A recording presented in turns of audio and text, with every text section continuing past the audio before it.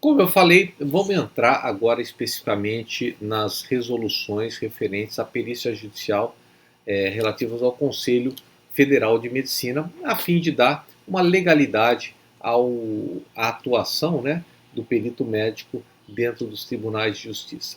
Uma coisa que vale a pena destacar, quando eu apresentei aqueles valores lá de 3,5 ou 5 salários mínimos, que eu acho que potencializa, na verdade, a ideia, né, de trabalhar com o perito judicial é a seguinte: você não precisa fazer uma daquelas perícias por mês.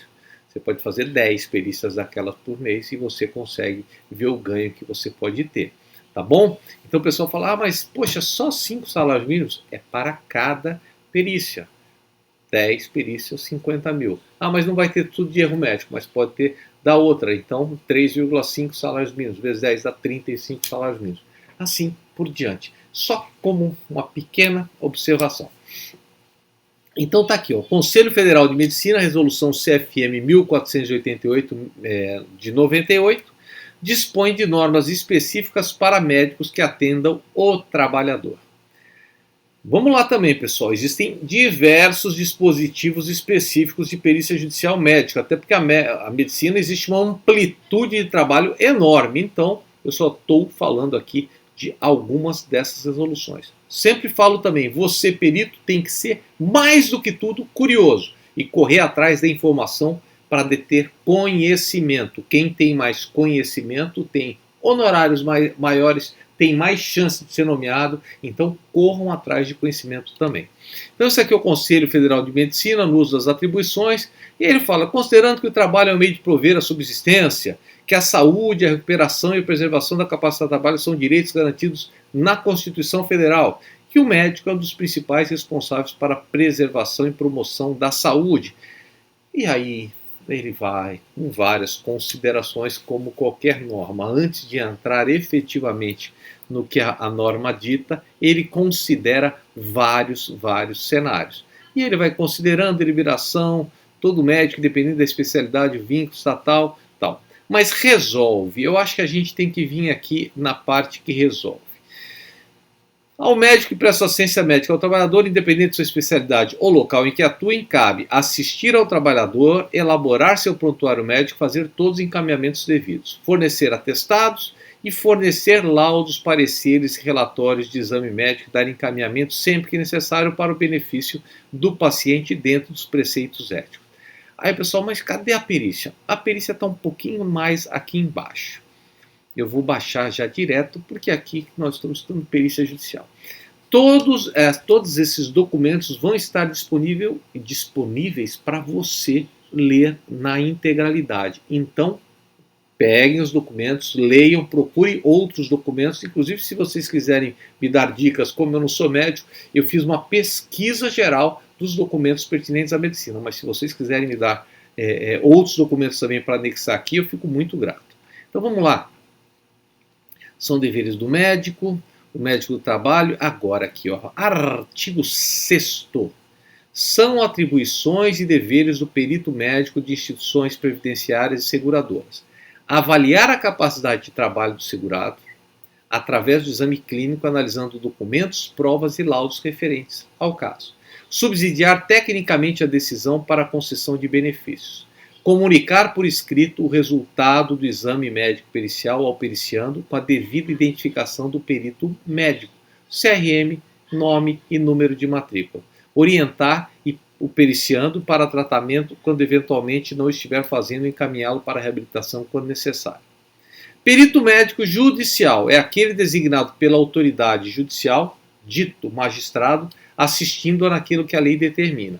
Assistente técnico é o médico que assiste às partes no litígio. Isso é muito importante para vocês terem uma ideia do que é perito e o que é assistente técnico. O próprio regulamento aqui dos médicos, né, já diz, perito médico é aquele que é nomeado por magistrado, por um juiz. E o assistente técnico é o médico que assiste às partes em litígio. Em ações judiciais, o prontuário médico, exames complementares ou outros documentos poderão ser liberados por autorização expressa do próprio assistido, e são atribuições e deveres do perito médico judicial e dos assistentes técnicos. Está aqui, pessoal. Aqui começa a ficar muito importante para você. Examinar clinicamente o trabalhador e solicitar os exames complementares necessários. O perito médico judicial e assistentes técnicos, ao vistoriarem o local de trabalho, deve fazer-se acompanhar, se possível, pelo próprio trabalhador que está sendo objeto da perícia para melhor conhecimento do seu ambiente de trabalho e função. Você precisa conhecer ali como é que funciona, tá? Estabelecer o nexo causal, considerando o exposto no artigo 4º, e deve o perito médico judicial fornecer cópia de todos os documentos disponíveis para que os assistentes técnicos elaborem seus pareceres. Então, o perito judicial passa os documentos dos assistentes técnicos que vão bater no laudo pericial, com certeza. Se tem o autor e o réu, cada um vai puxar sardinha para o seu próprio laudo. Aqui não tem jeito.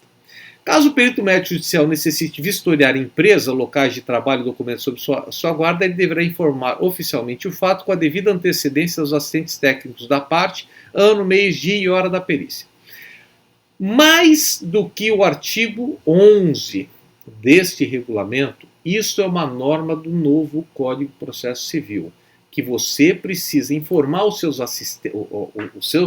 assistentes técnicos das partes pelo menos 5 dias antes de efetuar a perícia judicial. Senão, ela pode ser invalidada, ela pode ser impugnada, ela pode ser anulada. Isso é muito importante e funciona para qualquer tipo de perícia. Nós vamos adentrar no novo Código de Processo Civil e vocês vão analisar item por item, e esse é um dos itens mais importantes. Se você, quando quiser fazer a perícia no lugar, aqui ele fala, quando for necessário vistoriar, nem sempre é necessário, mas quando é necessário vistoriar, você vai avisar os assistentes técnicos da parte, peticionando, fazendo uma petição, peticionando, falando assim, olha, assistentes técnicos, olha, o dia da vistoria será tal dia, tal hora, em tal local, e informe ao juízo. O juízo, recebendo aquela petição, ele vai intimar as partes para tomarem ciência. Em paralelo, lembre disso, que isso é uma dica que eu vou dar aqui, e eu dou dica para todos os tipos de atuação. Quando você peticionar, a primeira coisa que você deve fazer logo depois de peticionar é tirar uma cópia dessa petição e enviar aos assistentes técnicos e pedir para eles te responderem. Por que eu falo isso? Lembrem que a vistoria técnica está aqui, ó. Ele deverá informar oficialmente o fato com a devida antecedência aos assistentes técnicos das partes. Se uma das partes falar, eu fui intimado só depois da vistoria, ele quiser fazer assim, eu não vi que tinha a vistoria, ele pode fazer isso e te prejudica, porque você vai ter que fazer 2 vistorias no mesmo local. Então, para se preservar como perito judicial, fez a petição do dia e hora marcada, vai lá, peticiona em juízo ou pelo computador aqui, como eu já mostrei para vocês, pode peticionar. Só que nós temos que lembrar que os cartórios demoram para intimar as partes. Então, se você falar daqui 10 dias, vamos dizer, sei lá, dia 1º vai ser a vistoria, vai ser feita no dia 10. Não funciona assim. Mesmo tendo mais do que 5 dias, conforme pede o novo Código de Processo Civil, é 5 dias da intimação. Vamos fazer o cálculo? Dia 1º você peticionou para o dia 10. Só que o cartório recebeu a sua petição, na hora que ele foi olhar e foi peticionar para intimar as partes, ele só foi ver isso no dia 8. Mas tudo bem que ele faça no dia 8. E as partes foram intimadas no dia 8. Mas só começa a valer o prazo dos 5 dias quando as partes efetivamente viram essa intimação. E as partes também têm um período para ver a intimação. Se você não abrir, lembra aquele envelopinho com laranja que eu mostrei lá no começo, quando eu abri o sistema do Tribunal de Justiça? Se a parte não abrir ali, ela não foi intimada. Professor, mas e daí? Daí, depois de um tempo, se não me engano, 5 ou 10 dias, ele abre automaticamente e a parte já está intimada automaticamente. Então, vamos entender. Peticiona e faz uma cópia e já manda essa cópia para as partes e pedem para eles darem ok. Por quê? Se eles derem ok, eles estão cientes. Mesmo se eles não forem intimados, eles foram cientes e concordaram com a data. Aí muda de figura. Precisa estar devidamente oficializado, sim. Mas você não só oficializou a justiça, como oficiou a justiça, como você informou as partes, se elas deram conhecimento e elas deram ok. Se uma das partes não quiser comparecer, aí já muda de figura, porque o juiz já começa a perceber que houve má fé de uma das partes. Tá?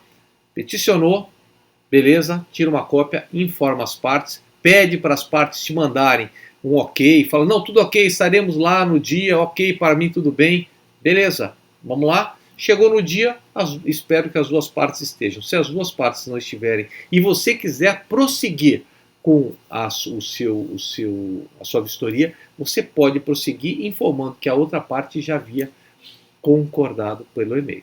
Recomendo sempre dar um prazo maior. Se você for fazer uma perícia, protocolo no dia 1º, lá para o dia 30, você tem tempo de, ou melhor, as partes têm tempo de serem intimadas, fica muito mais fácil para você.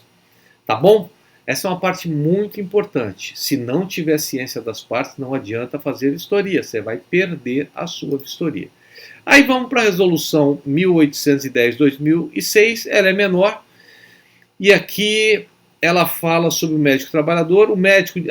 aqui é o artigo 12, tá? Um médico de empresa, um médico responsável por qualquer programa de controle de saúde ocupacional de empresa e o médico participante do serviço especializado em segurança e medicina do trabalho não podem atuar como peritos judiciais, securitários, previdenciários ou assistentes técnicos nos casos que envolvam a firma ou contratante os seus assistidos atuais ou passados. Isso aqui é mais porque existem alguns profissionais que querem ser mais inteligentes aí do que a regra. E aí começa a atuar de um lado, atua para a empresa, atua para a parte, e no final causa uma confusão. E aqui ele fala que não pode. Se você está atuando para uma empresa, é só pela empresa. Se você está atuando para uma parte, é só pela parte. E assim por diante.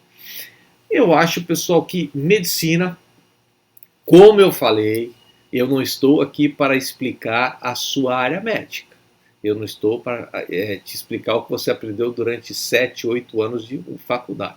Eu vou aqui para explicar como é que você vai pegar todo o seu conhecimento e passar esse conhecimento dentro de um laudo. Aqui eu passo as regras básicas para vocês começarem a tomarem essas informações, né, esse conhecimento, e começarem a pesquisar cada vez mais. Aqui, perícia judicial é estudo, é capacitação, é conhecimento o tempo todo. E aqui eu mostrei essas duas resoluções do Conselho Federal de Medicina para vocês se apoiarem também quando forem fazer os seus laudos periciais. Ok? Obrigado.